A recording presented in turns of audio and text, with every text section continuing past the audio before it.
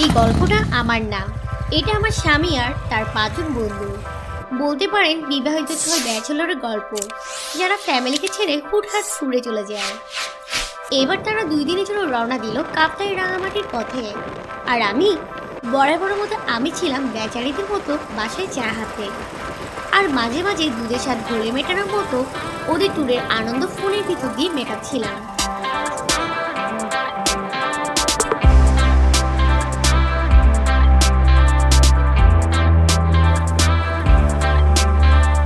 ওদের প্রথম গন্তব্য লেক্সো রিসোর্ট।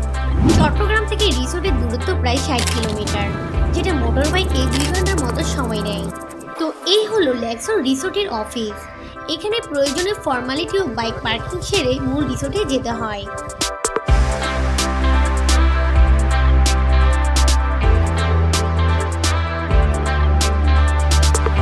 শুরুতে ওদের স্বাগতম জানাই ছোটখাটো এই ঝুলন্ত ব্রিজ।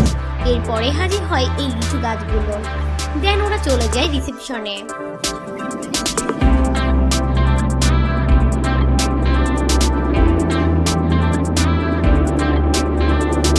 তো ওয়েলকাম জুস খেতে খেতে পুরো রিসোর্ট এক পলকে দেখে নেওয়া যায়।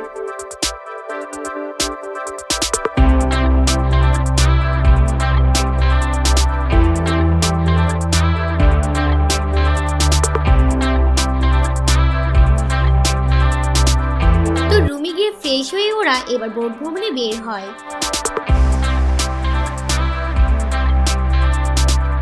বোটটি পুরো দিনের জন্য ভাড়া করা হয়। কাপ্তাই লেক ধরে যতগুলো বিখ্যাত জায়গা আছে সব উপভোগ করাই হচ্ছে এর উদ্দেশ্য। রোদের প্রচন্ড গরমের বিপরীতে লেকের শীতল হাওয়া কতটা সুখের যোগান দিচ্ছে ওর বন্ধুদের দেখলে সেটা বোঝা যায়।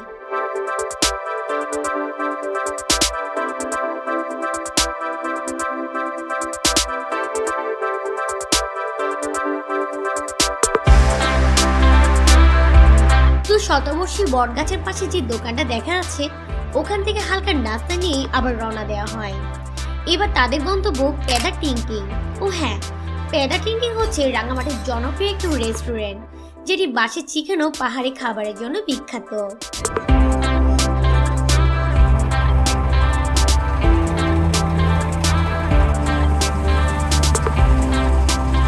তো এই হলো পেদা টিংটিং।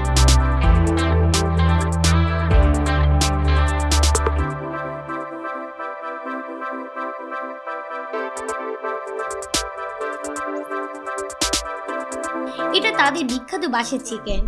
মনে হয় সবার খুব বেশি খিদে লেগেছে, যার কারণে খাবার নিয়ে আর ফুটেজ পাওয়া যায়নি।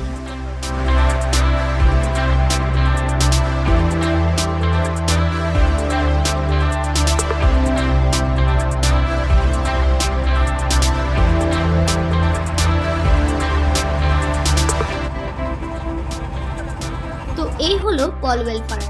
আর এই পার্কের সবচেয়ে আকর্ষণীয় পার্ট হলো এই লাভ পয়েন্ট। এটি বাংলাদেশের প্রথম লাভ পয়েন্ট, যা একটি হৃদয়স্পর্শী ভালোবাসার গল্পের স্মরণে নির্মিত হয়েছে। যার কারণে অনেক যুগল এখানে এসে ভালোবাসার তালা ঝুলিয়ে লেকের পানিতে চাবিয়ে ফেলে দেয়। পার্কটির অন্যান্য পার্টগুলো বেশ মনোরম। মূলত প্রাকৃতিক সৌন্দর্য এবং আধুনিকতার সংমিশ্রণ পলওয়েল পার্কের রাঙামাটি একটি বিশেষ দর্শনীয় স্থানে পরিণত করে।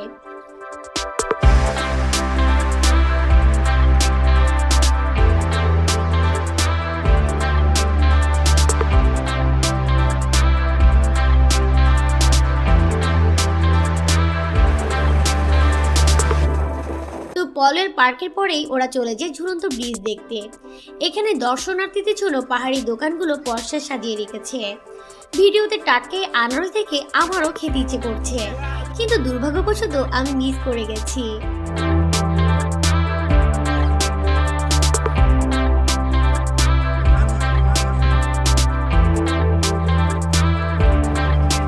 এই যে বোটটি গেল, এগুলোকে বোট হাউস বলে। যারা ফ্যামিলি নিয়ে যায় তাদের জন্য এগুলো আদর্শ। তো ইতিমধ্যে বিকাল নেমে গেল। হালকা নাস্তা করার জন্য সবাই বড়াদাম বাজারে নোঙ্গর করে। বাজারে কুকুরগুলো ছিল বেশ মায়াবী।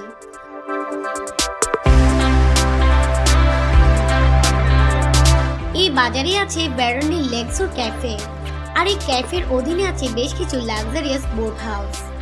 তো বিকাল আর সন্ধ্যার মাঝামাঝি এই সময়টা ছিল উপভোগ করার একটা আদর্শ সময়। ওর বন্ধুদের কার্যকলাপ দেখলেই সেটা ফিল করা যায়। পাশাপাশি প্রকৃতির এমন রূপ দেখে আমি নিজেও অভিভূত।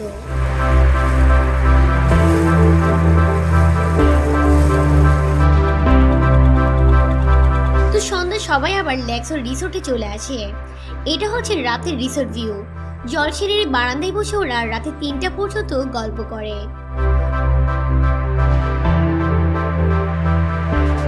তো পরের দিন সকালে সবাই নাস্তা সেরে যেমন খুশি তেমন বসে আছে। পরবর্তীতে কিছু সময় তারা পুলে কাটায়, দেন চেক আউট করে নেয়। তো চেক আউট শেষে ওরা চলে যায় হেলিপ্যাড দেখতে। হেলিপ্যাড থেকে চারপাশের দৃশ্যগুলো সত্যিই অসাধারণ লাগছে।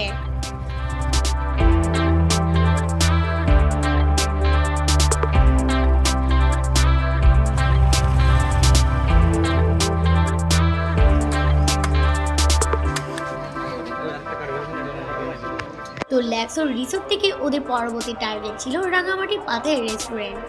দূরত্ব প্রায় 30 কিলোমিটার। পাহাড়ি পথ ধরে যেতে হবে। চলেন ওদের সাথে রওনা দেওয়া যাক।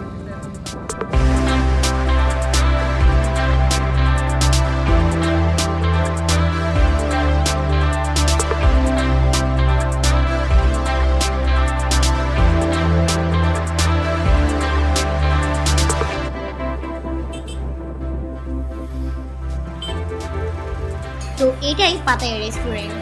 এখানেও ভালো বাস চিকেন পাওয়া যায়। আর এটা ট্রাই করার জন্য সবাই লেক্সোর থেকে এত দূর বাইক চালিয়ে এসেছে।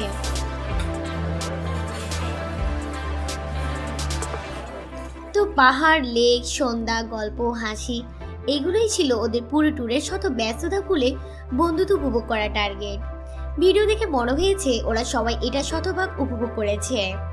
আসলে একটা সময় সংসারের ব্যস্ততায় বন্ধুদের সময়গুলো ঠিক উপভোগ করা যায় না, যার কারণে মাঝে মধ্যে এমন ট্যুর বন্ধুদের পুরোনো দিনগুলোকে জীবন্ত করার জন্য আবশ্যক হয়ে পড়ে।